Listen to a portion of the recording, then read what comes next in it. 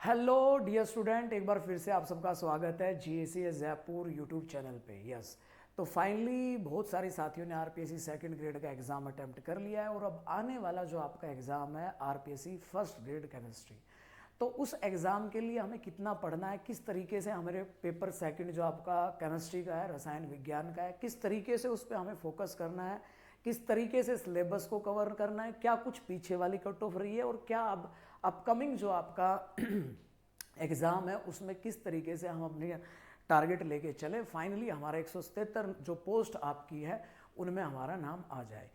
तो सबसे पहली बात हम चर्चा करेंगे कि किस तरीके का आपका नया सिलेबस है केमिस्ट्री का, उसकी हम चर्चा करेंगे। यस, वन बाय वन एक एक टॉपिक को हम डिस्कस करेंगे कि किस टॉपिक में आपका कितना आपको फोकस करना है।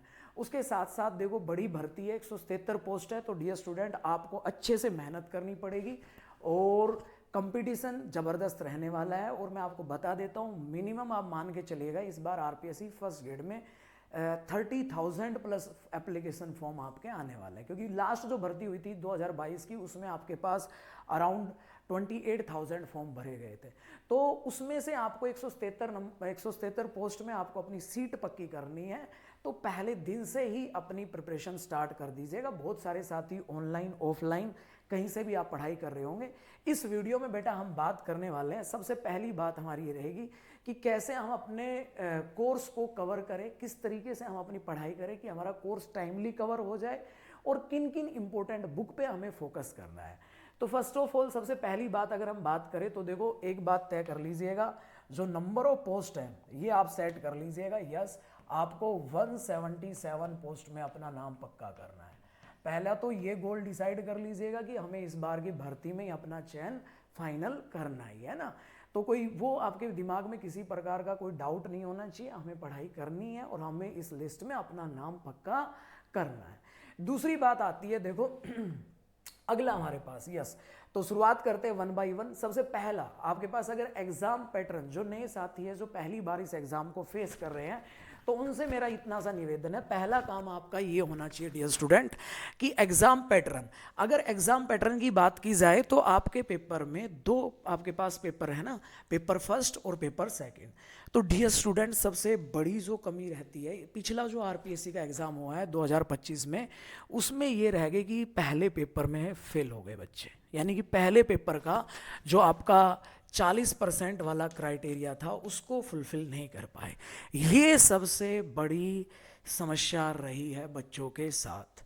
तो जो भी साथी इस बार या रिपीट कर रहे हो आप या फिर आप पहली बार तैयारी कर रहे हो, तो पहला सबक आपको यही लेना है कि भाई हमें इस पेपर में भी 40% मार्क्स हमें स्कोर करने ही हैं, सही है ना।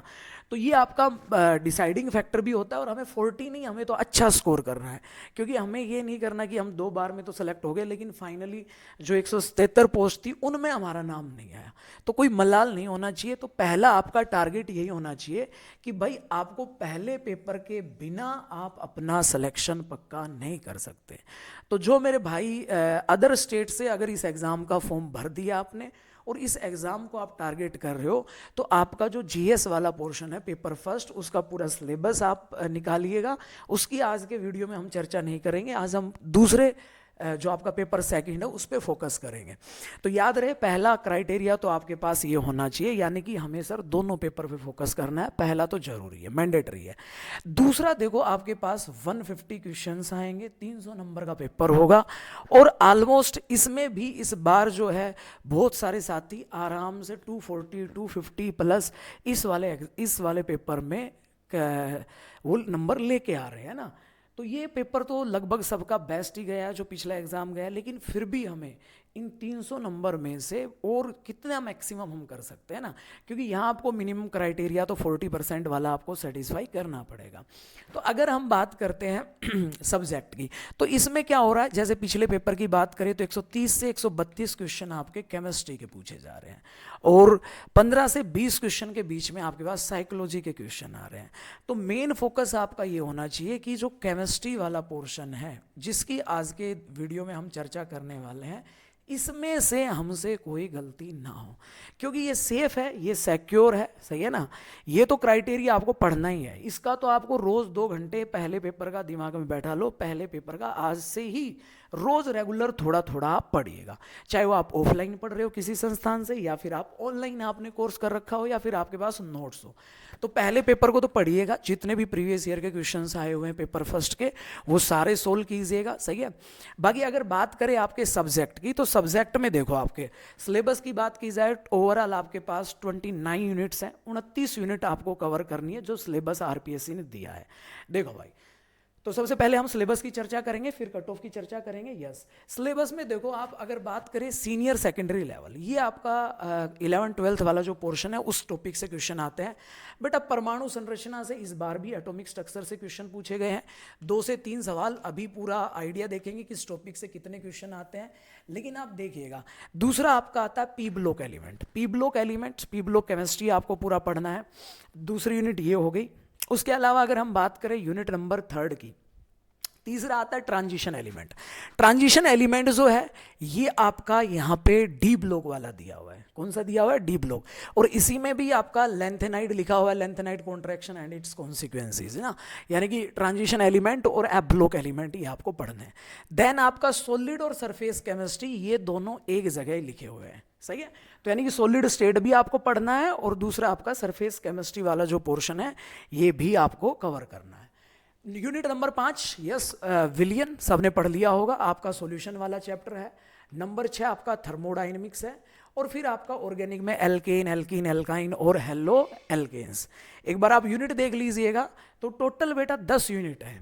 एक आपका एरोमेटिसिटी आ गया, एल्कोहल, उसके डेरिवेटिव, एल्डिहाइड, कीटोन, और आपका बायोमोलिकुल्स। ये 10 चैप्टर हैं आपके जो सीनियर सेकेंडरी का आपका सिलेबस है। इसके अलावा मैं चर्चा करूं, देन आपका आता है ग्रेजुएशन लेवल। ग्रेजुएशन लेवल में भी 10 यूनिट दी हुई है। केमिकल बॉन्डिंग, कोऑर्डिनेशन और ऐप ब्लॉक तो आपको इवन नेट लेवल के अप्रोच का ही आपको पढ़ना है, क्योंकि क्वेश्चन वहां से बढ़िया पूछे जाते हैं। थर्मोडाइनमिक्स आ गया, इलेक्ट्रोकेमिस्ट्री आ गया, काइनेटिक्स आ गया, कन्फॉर्मेशन आ गया, रिएक्शन इंटरमीडिएट आ गया, और हेलो नाइट्रो अमीनो डाइएजोटाइजेशन यानी कि अमीन्स कंपाउंड आ गए, पॉलीमर, ड्रग से हर बार क्वेश्चन आता है। ये जो पोर्शन है जो आपका, क्योंकि पहले फिक्स था कि आपका सीनियर सेकेंडरी से इतने आएंगे, दूसरे से इतने आएंगे, लेकिन अब आपके क्वेश्चन साइमल्टेनियसली पेपर में आ रहे हैं। ये जो आपका मास्टर वाला जो पोर्शन है, इस पोर्शन की अगर बात करें तो एक कोऑर्डिनेशन में पढ़ते हो आप, बॉन्डिंग में पढ़ते हो ना, LFT, ligand field theory.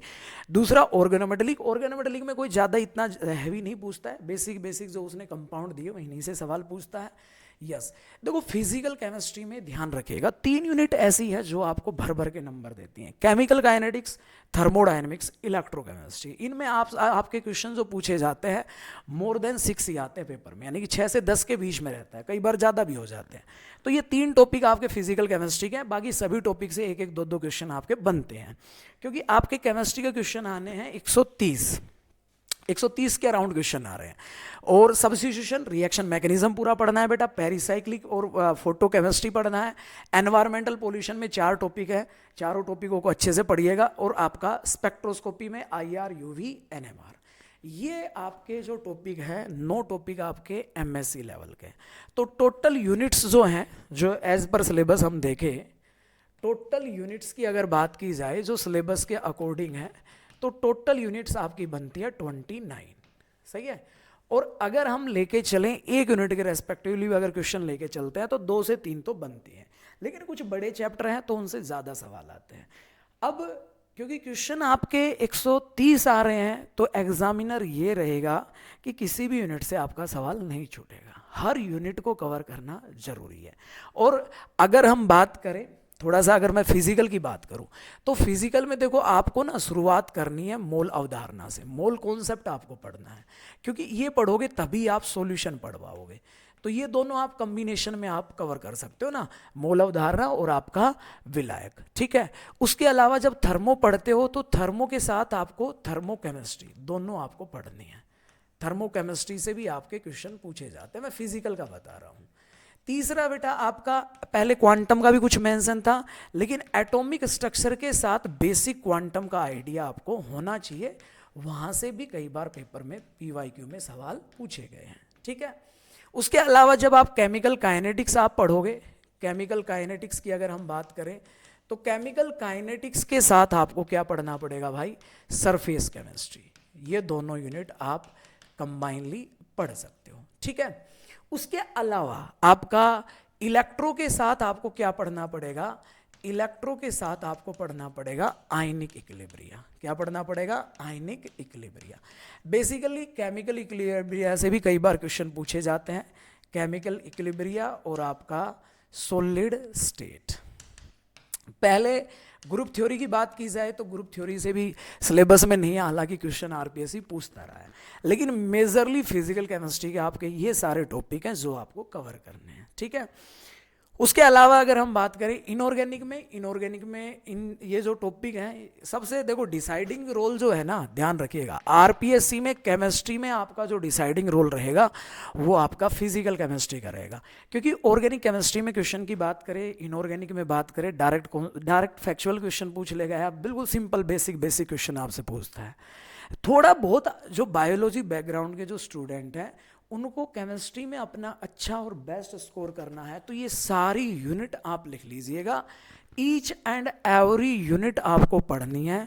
Mole concept, solution, thermochemistry, atomic structure के साथ बेसिक क्वांटम आपको पढ़ना है, केमिकल काइनेटिक्स के साथ सरफेस, इलेक्ट्रो, आयनिक और केमिकल इक्विलिब्रियम। ये फिजिकल केमिस्ट्री की यूनिट है जो आपके पेपर में बार बार सवाल जो पूछे जाते हैं वो इन चैप्टर से आपके पूछे जाते हैं। रेडॉक्स का बेसिक क्वेश्चन अगर आ जाता है ऑक्सीडेशन स्टेट का, वो आपका इलेक्ट्रो के साथ ही हम पढ़ते हैं।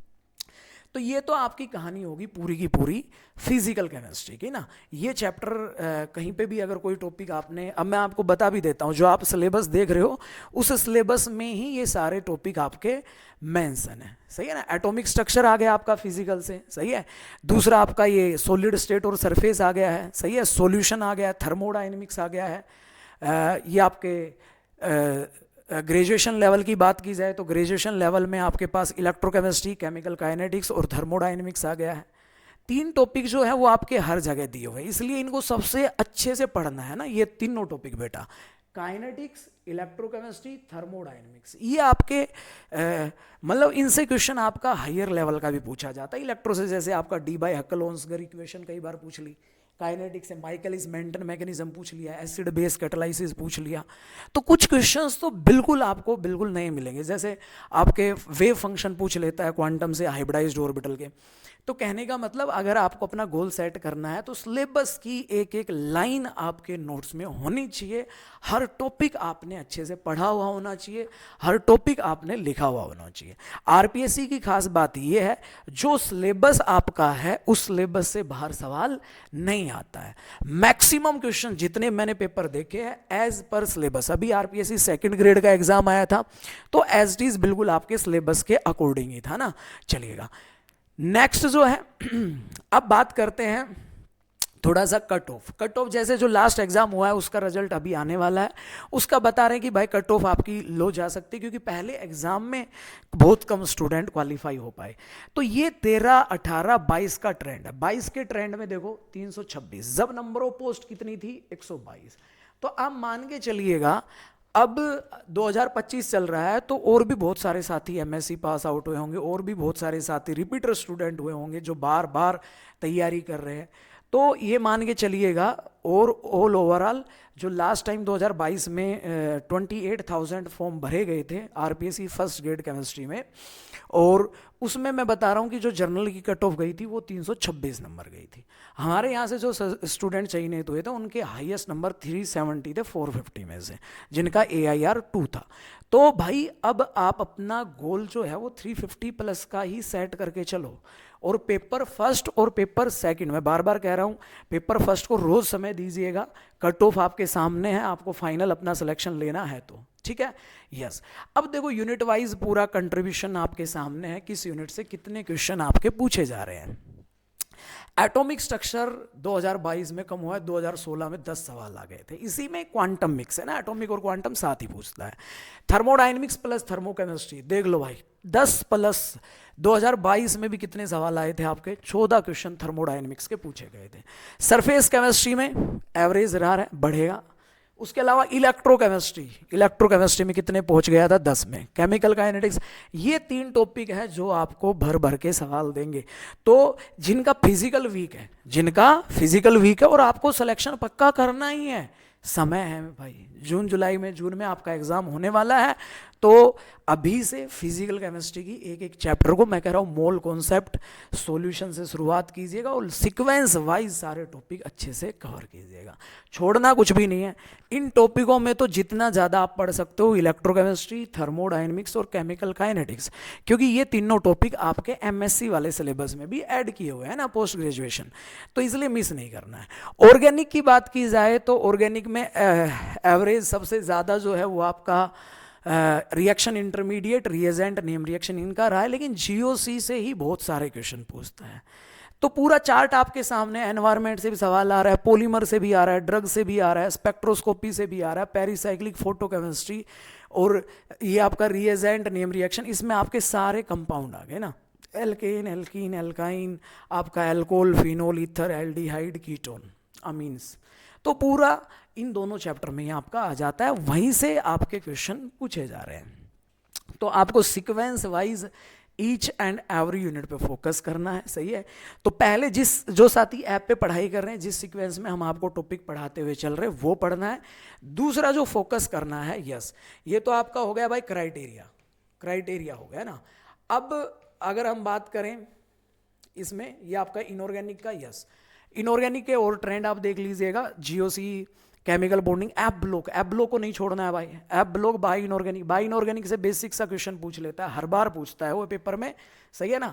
Periodic table, D group, main group, सब एग्जाम, हर टॉपिक से क्वेश्चन आपसे पूछे जा रहे हैं।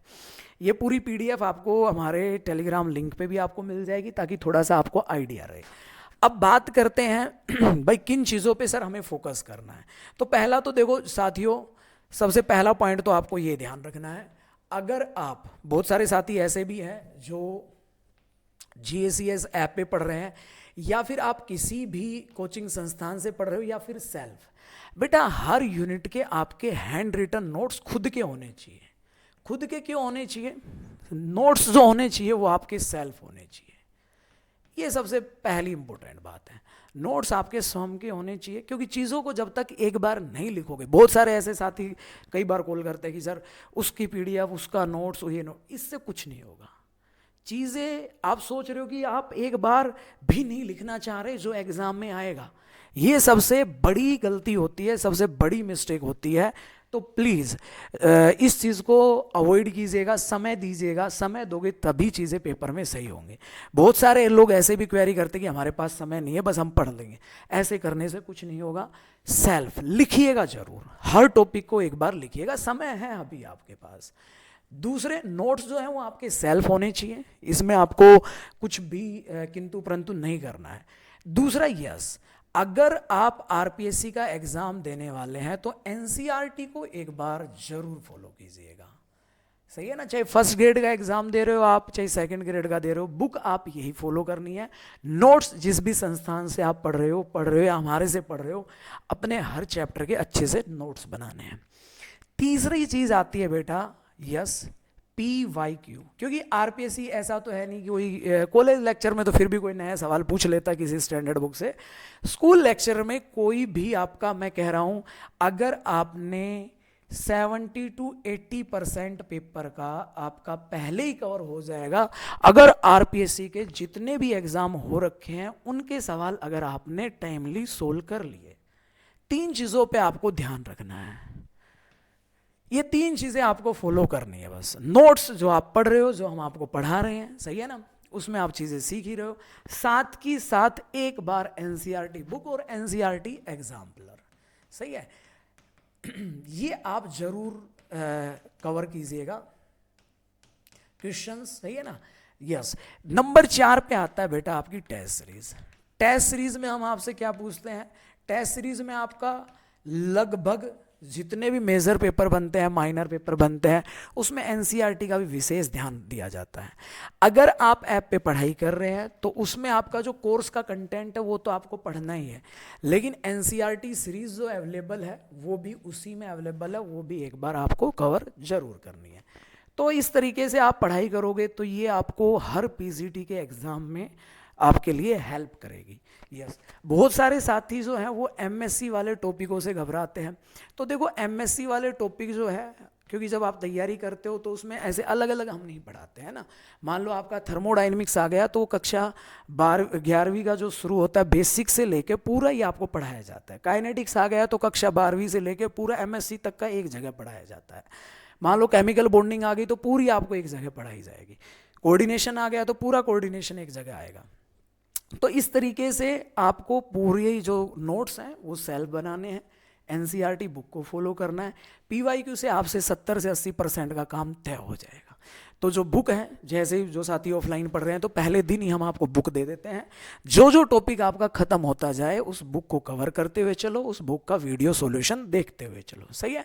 उसके अलावा फिजिकल केमिस्ट्री में अगर आरपीएससी पॉइंट ऑफ व्यू अगर आप बुक फॉलो करना चाहते हो तो पूरी शर्मा पठानिया से ही आरपीएससी के मैक्सिमम क्वेश्चन आपके बनते हैं, तो उस बुक को आप फॉलो कर सकते हो, सही है।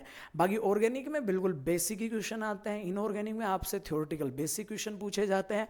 आरपीएससी ज़्यादा से ज़्यादा इनऑर्गेनिक केमिस्ट्री में पूरी शर्मा कालिया और दूसरा आपका जेडीली, इन बुकों से आरपीएससी के पेपरों में क्वेश्चन कई ज़्यादा बनते हैं कॉलेज लेक्चर और स्कूल लेक्चर में। लेकिन जो आपका कंटेंट है, नोट्स है, वो मोर देन सफिशिएंट है देन एनसीईआरटी और पीवाईक्यू। सबसे खास बात ये सारी चीज़ें आपको एक जगह आपके ऐप के ऊपर अवेलेबल है, ठीक है। पिछला जो एग्ज़ाम गया उसमें भी बहुत सारे पीवाईक्यू आए हैं, सही है। अब मैं आपको एक सोर्स जो है, यस, क्या पढ़ें, तो डियर स्टूडेंट, जो साथी नए हैं या जिनको नहीं पता उनको मैं बता देता हूँ। ऐप के ऊपर जीएसीएस जयपुर सुपर लाइव बैच आपका चल रहा है। बहुत सारे साथी क्वेरी कर रहे हैं हिंदी माध्यम के बैच की। हिंदी माध्यम का बैच हमारा जल्द ही हम लॉन्च करने वाले हैं क्योंकि उसकी क्वेरी आ रही है। रिकॉर्डेड फॉर्म में भी ले सकते हो और आप इस कोर्स को लाइव बैच भी आप ज्वाइन कर सकते हो। उसके अलावा अगर हम चर्चा करें, यस, बुक लिस्ट की बात की जाए तो जो बुक आप स्टैंडर्ड बुक की बात कर रहे हो वो मैंने आपको बता ही दी है।